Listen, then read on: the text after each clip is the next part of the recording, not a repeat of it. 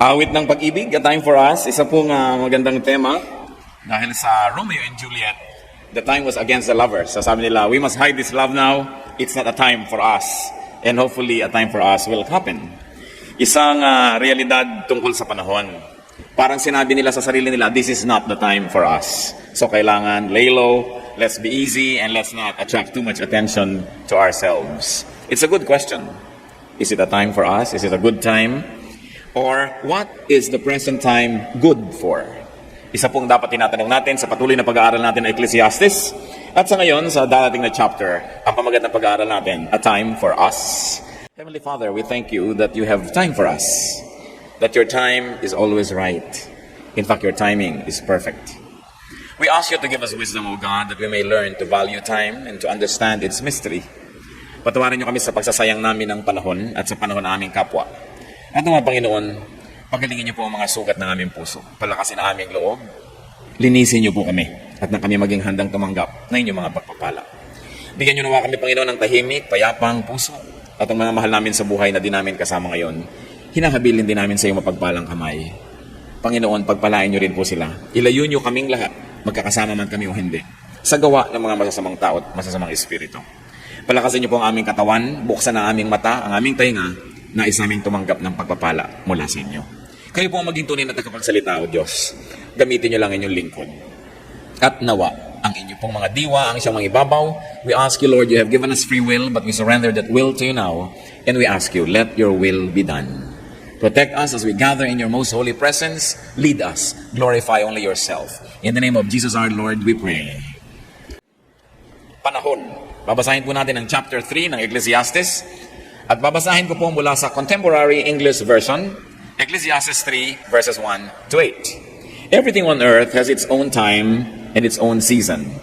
There is a time for birth and death, planting and reaping, for killing and healing, destroying and building, for crying and laughing, weeping and dancing, for throwing stones and gathering stones, embracing and parting. There is a time for finding and losing, keeping and giving, for tearing and sowing, listening and speaking. There is also a time for love and hate, for war and peace. And may the Lord add wisdom to the reading of these mysterious and beautiful words. So what was Solomon's summary about time and life's activities? That there is a time and space for all the extremes of life and everything else in between. Inisa-isa po ni Solomon yung mga dalawang magkakalayong hangganan ng bawat bagay. May panahon daw na ipanganak, may panahong mamatay, may panahong umibig, may panahong makidigma, may panahong bumuo, may panahong sumira. So yung mga magkabilang dulo, may panahon, therefore may panahon sa lahat ng mga nasa gitna nila. All the shades of meaning in between such extremes. That a person is wise when he times his activities well. Kung may tamang panahon para sa lahat ng tamang bagay, ang matalinong tao ay yung gumagawa lang ng tamang bagay sa tamang oras. O kaya itinatama ang oras ng maging mga tamang dapat gawin. A person is wise when he moves according to time or according to the times. When he flows with time and not contradicts it. When he benefits from time and timing and is not punished by it. A person is wise when he does not miss good timing and when he does not waste time. And a person is wise when he will not be surprised by life's twists and turns, by reversals, by changes. Kung sa simula pa lang ng buhay ay ating dinidibdib na may oras ang lahat ng bagay, hindi tayo magugulat na iba-ibang bagay ang dumarating sa iba't ibang panahon. At hindi tayo mawawala ng direksyon, ng pag-asa, ng lakas kung naiiba man ang mga bagay. Sapagkat sinabi na bawat bagay ay may panahon, therefore sa bawat panahon ay may bagay, kaya sa pagpapalit at pag-usad ng panahon, magkakapalit-palit ang mga bagay. Ang dapat lang, handa ang tao na maunawaan ito. Na tayo ay umagos kasabay ng paglakad ng panahon at hindi natin ito salungatin tulad ng isang taong lumalangoy laban sa agos. Kundi tayo ay sumasakay sa takbo ng panahon. Because no condition is permanent. Yan ang isang conclusion. May time daw to be born, may time to die, so yung physical life is not permanent. May time to love, may time to hate, so even love is not permanent, and even hatred is not permanent. Time and life shuttle between extremes. Mula sa pinakamadilim na gabi hanggang sa maliwanag na tanghaling tapat. Mula sa mga pinakamaiinit na klima hanggang pinakamalalamig na klima sa iisang lugar.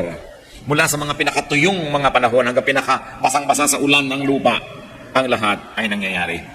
So enjoy the moment. And if you cannot enjoy the moment, at least survive the moment. Kung meron pang nangyayari sa ating buhay, mga kapatid, ang dapat natin itatanong, enjoyable ba ito? Can I enjoy this? If I can, I will enjoy it.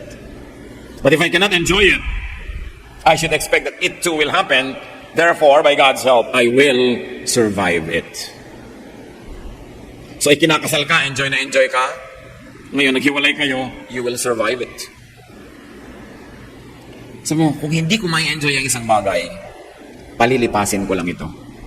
Parang bagyo, kung hindi ako pwedeng lumabas ngayon dahil lumilipad ang mga bubong at natutumba ang mga puno, palilipasin ko lang ito. Mas malakas ang bagyo, mas mabilis dumaan, mas madaling matapos. Ano ang mga bagyo ng buhay nyo ngayon? Kung hindi nyo may enjoy, survive it. Because it will never be permanent. Walang permanenteng bagay. At maganda po sinasabi natin sa ating sarili kung tayo nahihirapan, this too will pass. Lilipas din ito. At kung kayo naman ay masayang-masaya, bidang-bida, inyong-inyo ang buong mundo, sabihin nyo ring lilipas din ito. Hindi ako dapat mahibang, hindi ako dapat maging mayabang, hindi ako dapat maging self-centered kasi lilipas din ito. Kukupas din ang aking ningning, maluluma din ang aking tropeo. Next year may iba ng panalo, hindi na ako ang bida, matatapos din. Kahit kayo beauty queen, magiging di kayong former beauty queen. So walang permanente. Yan ang nakatakda sa panahon. Ecclesiastes 3, 9 to 11. What does the worker gain from his toil? I have seen the burden God has laid on men. He has made everything beautiful in its time. He has also set eternity in the hearts of men, yet they cannot fathom what God has done from beginning to end. Ano daw po ang napapala ng gumagawa? Wala naman. At isa daw napakabigat na pasanin ng tao na ibinigay ng Diyos. Ang Diyos ay isinali ang tao sa issue ng eternity. To go back to the verse 9, sinasabi dito ni Solomon, people gain nothing from their hard work. Of course, it's an exaggeration. You gain something. The Bible was written in an Eastern language where the beauty is in the exaggeration to drive home a point. Ang ibig sabihin, hindi naman kasing laki ng inaasahan mo ang magagawa at ibubunga ng malaki mo mga pagsisikap. Siyempre, may mapapalak rin. Pero hindi ganun kalaki tulad ng yung inaasahan. Tulad ng kung lumalaki ang iyong kita, inaasahan mo ba na lalaki ang iyong gagastusin sa iyong sarili? Hindi lagi, dahil dadami ang hihingi. Dadami ang aasa. Dadami ang mga gagastahan din. Meron kang konting nadagdag sa sarili mo, pero hindi laging napunta yun sa iyo lahat. Kung inaasahan mo, nagaganda ang iyong buhay pagka ganito ang nangyari, hindi naman lagi. At yung mga taong hirap na hirap mag-rearrange ng bahay, ng cabinet, maglinis ng mga loob-loob ng mga kahon-kahon, actually maghapon ka na pagod. At the end of the day, wala naman talaga na bago, dahil lahat naman ng laman ng bahay mo, nandun pa rin sa bahay mo, liban na itinapon mo. Nagkaiba-iba lang ng lugar, nandun din. Kaya kahit anong gawin natin dito sa planeta, kuhanin mo man yung mga bato mula sa mga bundok, gawin mong bahay mo, wala ka naman talaga nadagdag sa planet dahil nandun pa rin yung bato, lumipat lang ng lugar. So kung akala natin nagiging magaling tayo talaga, kaya nating baguhin ang mga bagay-bagay. Yan sinasabi ni Solomon, hindi, akala mo lang yun. Nothing, of course, means in terms of changing the world, you don't really accomplish much. The difficulty that is confronting man, according to Solomon, is this. That God makes everything beautiful, not in man's time, but in its time. That God made man part of eternity, part of what is eternal, but the problem is, man does not comprehend time. Man does not comprehend eternity. Man does not understand the connection between extremes in time. Nung hiningahan ng Diyos ang kanyang espiritu ang tao, isinali niya ang tao sa usapin ng kawalang hanggan. Napasali ang tao dito at ang tao may naging walang hanggan. Kaya mayroong buhay na walang hanggan. Ang problema lang, ang tao hindi niya lubos na inuunawa ang ibig sabihin ng walang hanggan sapagkat sobra siyang nakatutok na sa pansamantala, doon sa sandaling panahon at doon sa lalong-lalo na sa kasalukuyang panahon. Hindi niya nakikita na ang kasalukuyan ay bahagi lang ng isang napakahabang panahon. At maaaring ang kasalukuyan ay bunga ng nakaraan o kaya ang kasalukuyan ay magiging magulang at mag-aanak ng darating pang mga mangyayari sa bukas. And man can find beauty in everything by placing it in time. by appreciating its function in time and in eternity. Anong ibig nating sabihin? Sa sandali na tayo nagdurusa, akala mo napakapangit ng oras na yon. Pero pag tumagal ang panahon, minsan binabalikan mo yung pagdurusa mo. Nung nagdusa ako naging tao. Nung nagdusa ako tumibay. Nung nagdusa ako nagkaroon ng pag-ibig sa aking kapwa. Nung kunaunawaan ng Diyos. Yung pala, suffering is not just for suffering because suffering in time produces endurance. Pag yun lang suffering ang tiningnan mo, ayaw mo talaga nun, pero hindi mo kailangang ihiwala yon doon sa pinagmulan niya at sa pupuntahan niya. At pag tiningnan mo the beauty of this everything in its time, then you will not find things to be ugly. That suffering is difficult at the moment, but it produces humility. And humility is going to add a lot of dimension to your life. That suffering produces softness and kindness if you will permit time to temper your experience. Marami pa po mga halimbawa ng isang bagay na habang nangyayari parang hindi maganda, pero pag i-relate na natin dun sa mga darating pang mga panahon at sa mga nangyaring panahon, nagiging maganda. Halimbawa, merong sakit na dumating sa'yo, merong hirap, merong parusa, pero pag tinignan mo, ay bunga ito ng mga kamalian ko noon at nagkakaroon ng balancing act ang Diyos, ang buhay, then you will know, well, it is right for me to suffer. I deserve this. At pag tayo naghihirap, yun pala, nag-aaral ka, review ka ng review, hirap na hirap ka, pero darating ang panahon, napapasa ka at magkakaroon ka ng enjoyment na yung career. Nasabi mo, tama, ang nagpapasa sa akin, yung paghihirap ko doon ang pag-aaral. Ang nagbigay sa akin ng success, yung pagpipigil ko sa takot-takot na pag-ibig na kumakatok sa aking puso. Kahit walang nagte-text sa akin, mabuti pa ang kalendaryo, may date, ako wala. Pero yung pala, dahil doon, nakatapos ka agad, nag-succeed ka, so sasabihin mo, yung paghihirap ka na yan, ito ngayon yung bunga. If you're going to look at an incident only in its limited time, you will probably complain. But what did Solomon say? God makes everything beautiful in its time. May panahon niya ng pagbubunyag kung bakit siya maganda. Tulad ng bagyo. Parang pangit pagka lumilipad ang bubong mo, nababasa ka o lumulubog ka sa baha. But storms renew, refresh, and restore the earth. Yung mga mahihinang mga sanga, nalalaglag, napuputol para mapalitan ng bago. At yung mga punong mahihina na hindi naman dapat silang nandun, nabubunot. At sa pagdating lang ng panahon, ilang linggo lang o buwan, may tumutubo ng bago doon na hindi sana makakatubo yun kung hindi nabunot yung dating nakatirang puno doon. So I say, well, in its time, even a storm can be nice. Loneliness can be beautiful because loneliness remembers what happiness forgets. Failure humbles, challenges, and redirects. And therefore, failure can lead to success. Even death can be painful, but it leads to rebirth. And you do not enter eternity unless you pass through the door of physical death. So ano ang pangit sa buhay? Wala. Kung titingnan mo siya sa relasyon niya sa buong paglakad ng panahon. The Lord made everything beautiful in its time. But for us to see beauty, we have to extend our gaze and to look beyond the here and now. At hindi mahirap gawin para sa ating mga tao yan, mga kapatid, dahil isinali tayo ng Diyos sa eternity. Eternity was written in our hearts. Eternity was breathed into us by the Spirit of God. And therefore, do not just be mortal because we are immortal.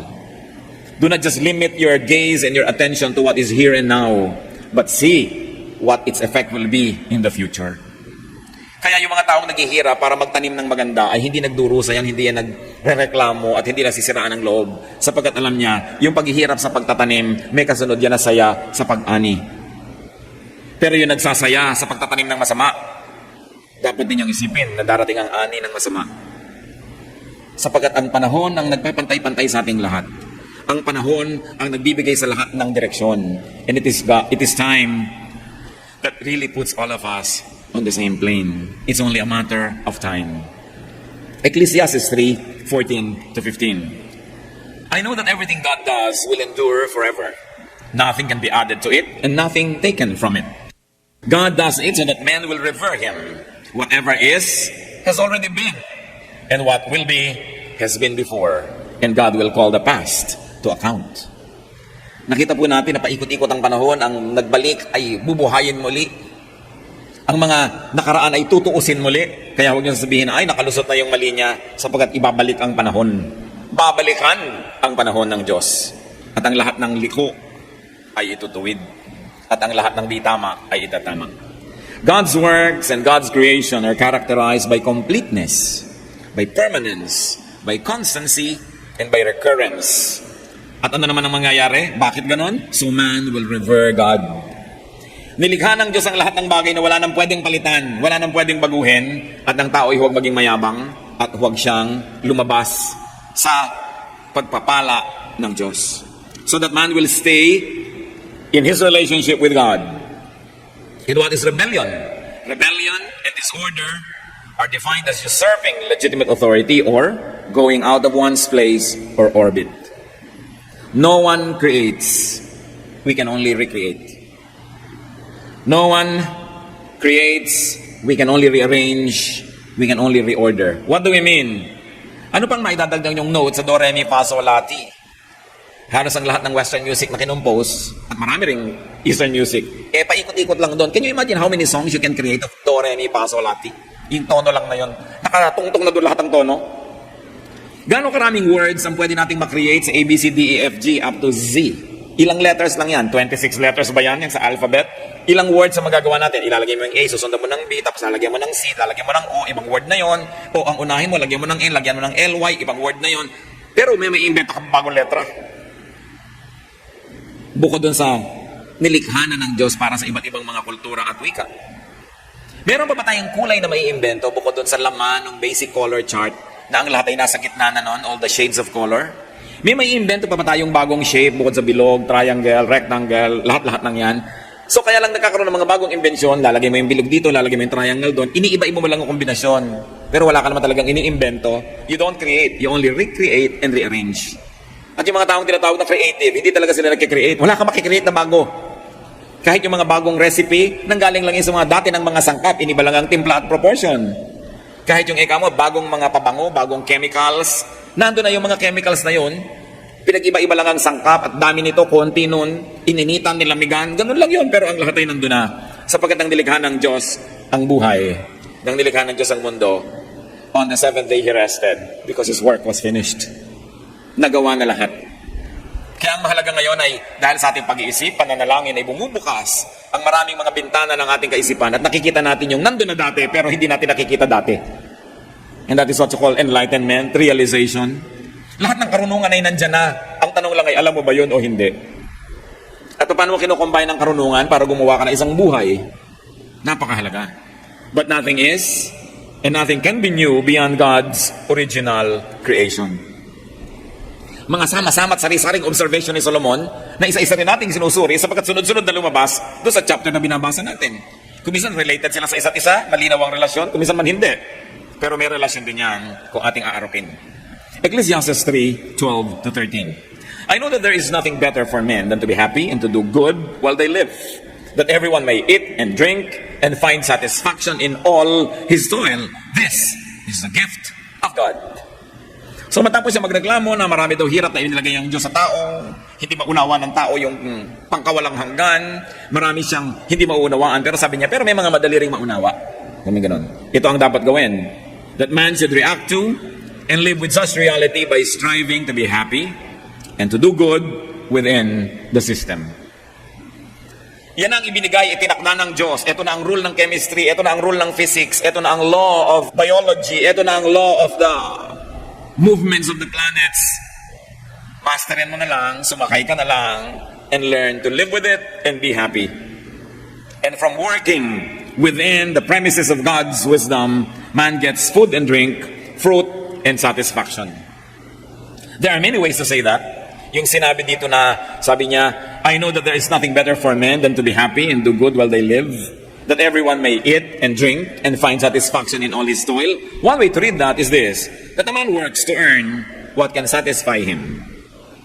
So kung naguguluhan kayo sa buhay at hindi nyo maunawa, huwag nyo na munang unawain, may panahon din ang pagkakaunawa niyan, magtrabaho na lang kayo, kumita kayo, at meron kayong kainin. Hindi nagkakaroon ng katuturan ng inyong buhay. Another way to read it is that a man should find satisfaction at work and by working. Na kung tayo ay naghahanap ng kahulugan ng buhay, ang una nating paghanapan niyan ay ang ating trabaho, ang ating paghahanap buhay, ang ating pagsisikap. Sapagkat itinakda ng Diyos na meron tayong kasiyahan na matatamo mula sa pagtatrabaho. Na ang trabaho ay hindi pahirap, ang trabaho ay pinagmumulan ng kasiyahan sa buhay. So dapat kang humanap ng trabaho magbibigay ng kasiyahan sa'yo.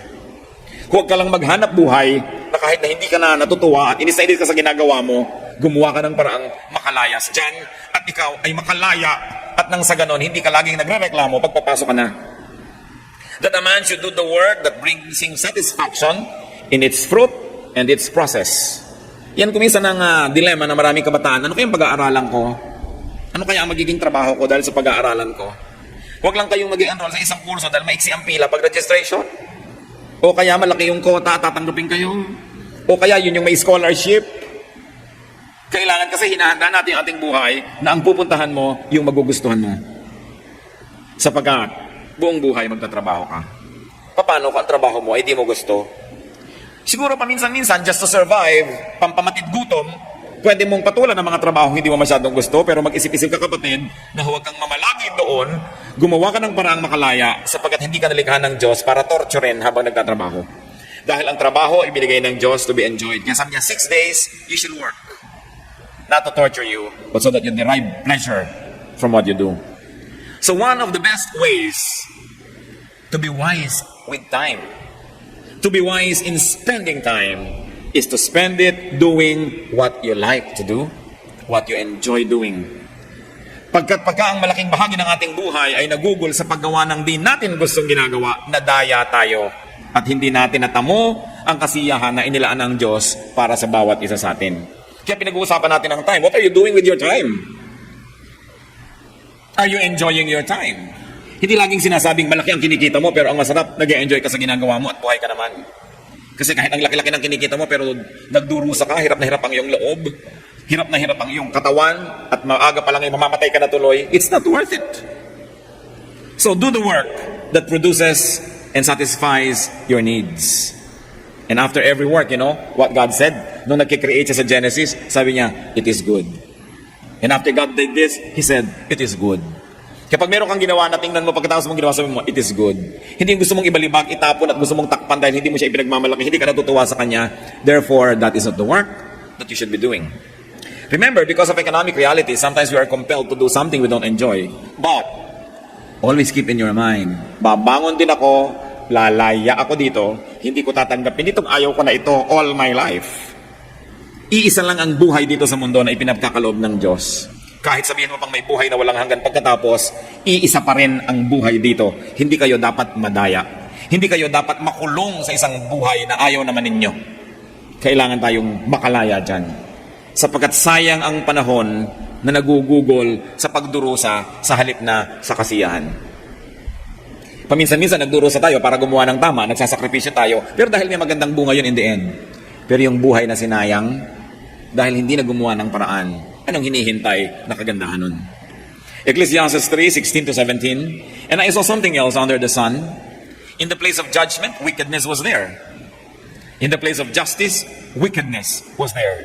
I thought in my heart, God will bring to judgment both the righteous and the wicked. For there will be a time for every activity, a time for every deed. Kaya yung mga nakukulong sa wikang Ingles, sinasabi nila, I've done my time. Ibig sabihin, nakulong na ako, pinagdusahan ko na yung ginawa ko. Sabi ni Solomon, kahit nakikita ko na napakaraming mga kasamaan na nangyayari, maraming mga kalapastanganan at maraming kamalian, alam ko rin, ang lahat ng ito, babalikan, susuriin, at bibigyan ng hatol. Kaya kung tayo may ginagawang mali, akala tayo nakakalusot na tayo, hindi yun totoo. May review ang case. Meron kakaroon ng retrial and hearing. Kahit sa biglang tingin, parang absuelto ka na sa iyong ginagawang mali, babalik ang panahon. And you know, God is all the time in eternity. Ay, kahit isa-isahin niya tayo lahat, may oras siya. At may oras ang lahat ng bagay. Kaya mabuti ng mga kapatid, gumagawa ka ng mabuti kasi habang dumadaan ang panahon, natutuwa ka dahil darating na rin yung panahon ng review, darating yung panahon ng trial and hearing, at muling mabubuklat ang mga mabuti mong ginawa. Kesa sa habang dumadaan ang panahon, natatakot ka na magkabuklatan dahil meron kang dapat itago. Yung gumagawa ng mali, isa pa yan na pagsasayang ng panahon. Bakit po? Ipinahihiram ang panahon sa atin. Sabi sa Bible, a man's life is 70 and 10. So 320 years, meaning 60, and 10, meaning 70. Sabi, ang normal na buhay, kung tutuusin, 70 years. Although hindi lahat umaabot doon, at meron namang hindi lahat ay nagwawakas doon, lumalampas pa, pero hindi ka naman siguro magiging 170. So pwede ka maging 80, 90, 95, 99, tama na. Gusto pa mag 100. Pero ang point, maiksi pa rin yun. What is life? Life is only a tiny dot in an otherwise unending line of time, of eternity. Pero dito lang sa maikling buhay na ito tayo, may pagkakataong gumawa ng mali o tama. Dito lang tayo may pagkakataong magtanim para doon sa darating na panahon. Dito lang tayo may pagkakataon na gumawa ng mga bagay na re-reviewin habang panahon. In other words, the record and status we will have in eternity is determined by these few days that we're here. So ang paggawa ng mali ay pagsasayang ng pagkakataon. Dahil pagkakataon na ang bawat oras para pataasin ang ating kalagayan, yung score natin, kung gusto nyong sabihin na score, para pagandahin ang itinatanim natin. Tapos magtatanim ka pa ng pangit, bubuklatin din naman yan, sinayang ang panahon. Kaya dapat lagi, sinasabi natin, I like to respect time. I will do the maximum good I will do and I can do because my life is short. And only this side of eternity will I be able to invest for the other side. Pag nandun ako, tapos na yun. Yung performance ko dito sa earth, yun na yun forever. Hindi na kayang palitan. Parang kung ano yung performance nyo nung elementary, hindi nyo na mapapalitan, yun talaga yung grade nyo. Kung anong performance nyo nung college, yun na talaga, hindi na kayang palitan kahit ano pang gawin mong pagsisirko-sirko. So, yung performance natin dito sa mundong ito, yun na yun. So don't waste time.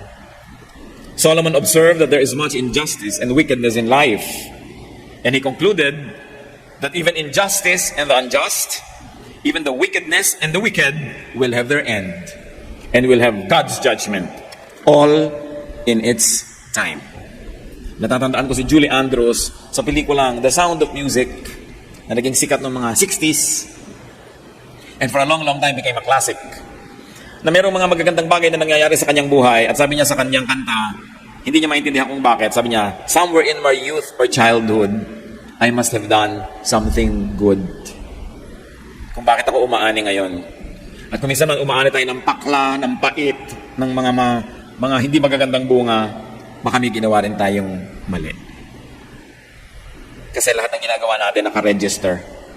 And whenever you do something wrong or something right, you actually turn on a machinery that never stop working like a factory until its product comes out at the end. So pag may ginawa kang mali, i-on mo ang isang makinarya, meron niyang gagawing produkto, hindi yan titigil hanggang hindi lumalabas yung bunga at aanihin mo yun doon sa dulo. Pag may ginawa ka ring tama, aandar din yung makinarya na yan at meron ka ring aanihin. Kahit kailan, hindi pinagsisisihan ang paggawa ng mabuti. Sa katunayan, ang paggawa ng mabuti ang pinakamatalinong paraan ng paggugol ng panahon. Ecclesiastes 3:18-21. I also thought, as for men, God tests them so that they may see that they are like the animals. Man's fate is like that of the animals. The same fate awaits them both. As one dies, so dies the other. All have the same breath. Man has no advantage over the animal. Everything is meaningless. All go to the same place. All come from dust. And to dust, all return. Who knows if the spirit of man rises upward and if the spirit of the animal goes down into the earth? Iba talaga mag-isip ng to Solomon. At ang binabasa natin para mga random thoughts of Solomon. Kaya kung saan niya tayo dalhin, doon naman tayo pupunta ng discussion. And Solomon's observation about men and animals is this: they are similar. That they both live and then both of them die. They both decompose and return to the ground.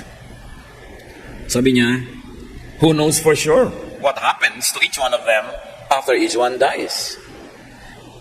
Napakarami siguro mga application ng katotohanan na yon. One is to be humble, to be down to earth. But one very practical application, do not oppress animals. Sabi ni Solomon, pareho lang kayong mamamatay. Pareho lang kayong magiging lupa. So maging mabuti ka kahit sa mga hayop. Sapagat ang Diyos ay mabuti sa kanila. It's grounding us. It's giving us humility. It's teaching us to deconstruct our notions about our self-importance. And Solomon is saying, huwag kang mayabang. Yung daga, yung pusa, yung pagong, yung paru-paro at butiki at ikaw, pare-pareho lang tayong mamamatay. So dapat iniisip mo ang mga bagay na yan. Ecclesiastes 3:22. So I saw that there is nothing better for a man than to enjoy his work, because that is his lot. For who can bring him to see what will happen after him? Pabalik-balik po si Solomon na sinasabi, konting bagay lang mahalaga at isa dyan, mag-enjoy ka. sa iyong ginagawa. Solomon's conclusion about life, and for our discussion now, a man should enjoy his work. A man should enjoy his present. A man should enjoy his time because he does not know what is ahead. Ang lahat ng malalasap niyong kasiyahan, lasapin niyo na. Huwag niyong tagalan ng tagalan. Huwag niyong tikisin ang inyong sarili dahil hindi niyo alam kung buhay pa tayo bukas. Yung mga iba, sobrang pagtitingin sa sarili. Sabihin, di bali, babawi din ako. Yung pala, gumraduate ng bigla. Hindi na nakabawi. Dapat, lagi ko nga pong sinasabi, bawat oras may bakasyon ka na ilang minuto. Bawat araw, meron kang bakasyon na ilang oras. At bawat linggo, may bakasyon ka malang na isang araw. Bawat buwan, may bakasyon kang ilang mga araw. Bawat taon, ilang linggo na bakasyon. At kung dumating yung grand vacation mo and enjoyment na 3 buwan na sunod-sunod, salamat. Pero hindi man yung dumating, hindi ka na nalugi. Bawat araw, regalo ng Diyos. At hindi obligasyon ng Diyos na bukas, bigyan ka na naman niya ng isang araw. So habang inireregalo ng Diyos, lasapin natin sapagkat mabuti ang Diyos.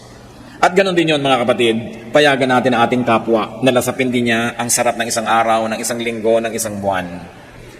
Lalong-lalo yung mga taong nasa ilalim ng ating kapangyarihan o impluensya, let's allow them, let's permit them, let's enable them to enjoy life and to enjoy work. Sapagkat ang buhay, hindi natin alam kung kailan binabawi. Ang mahalaga, pag binawi na, hindi ka nagsisisi. Hindi ka puro unfinished business. James 4:13-16. Now listen, you who say, today or tomorrow we will go to this or that city, spend a year there, carry on business, and make money. Why? You do not even know what will happen tomorrow. What is your life? You are a mist that appears for a little while and then vanishes. Instead, you ought to say, if it is the Lord's will, we will live and do this and that. As it is, you boast and brag. All such boasting is evil. Kayabangan pala yun, yung magplano ka. At the end of the year, magka-grand vacation tayo. Yabang. Hawak mo ba yung end of the year? So, sinasabi natin, kung loloobin ng Diyos at buhay pa tayo, at papayagan niya tayo, yun ang gagawin natin. At bakit mahalaga po na laging sinasabi kong loloobin ng Diyos? Kasi naipapaalala natin sa ating sariling maaaring hindi niya loobin. Na maaaring walang bukas, tapos na. So, dapat, ginagawa natin ang mabuting dapat gawin sa iba at sa sarili. Sapagkat hindi natin alam kung ano ang mangyayari bukas. 1 Corinthians 10:31. So whether you eat or drink or whatever you do it all for the glory of God.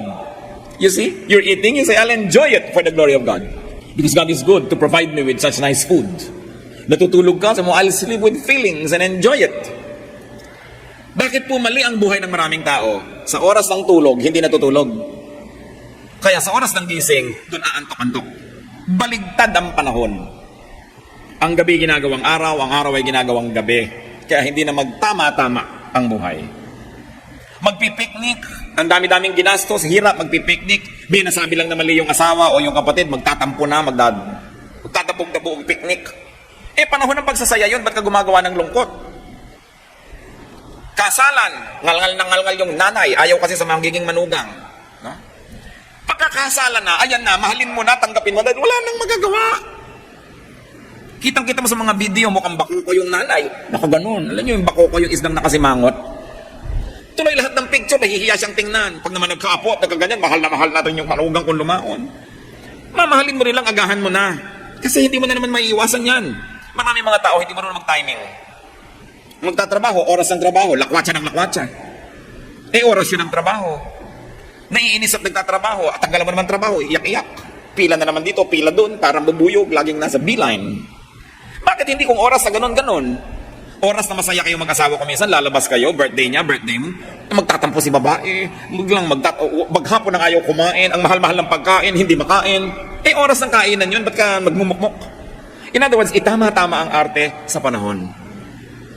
Don't spoil your fun and people's fun just because of your moods. You know, moods can be disciplined. Yung mood, arte lang yan ng tao. At mas may makapangyarihan, mas nabibili ang arte, mas dumadami yung mood. Hindi nyo ba napapansin yun? So, kailangan sabihin nun, I'll cooperate. This is a time to be happy. It's a time for loneliness, for instance. Yung iba naman, kung kailan nasa lamay, dun ngis-ngisan ng ngis-ngisan, hampasan ng hampasan. Gusto mong pandilatan ng lamay ito. Wala sa lugar. Ang mga estudyante, oras ng klase, nasaan? Nasa mall. Kaya sa oras ng graduation, nasa mall pa rin. Hindi kasali. Inuna yung saya, kaya mamaya sa panahon ng saya ng mga classmate niyang nagdusa, siya naman ang nagdudusa. Binabaligtad. Kaya natin pinag-aaralan yung Ecclesiastes, mga kapatid. Matuto lang tayong sumabay sa hinihingi ng panahon. Marami tayong mga lungkot na mawawala. At marami tayong mga kasiyahan na dapat ay malalasap. Sabi, ano man ang ginagawa mo, ariin mo na yan ay regalo ng Diyos. Mahalin mo yung ginagawa mo, enjoyin mo yan. Sapagkat wala ka namang magagawa, ginagawa mo rin eh.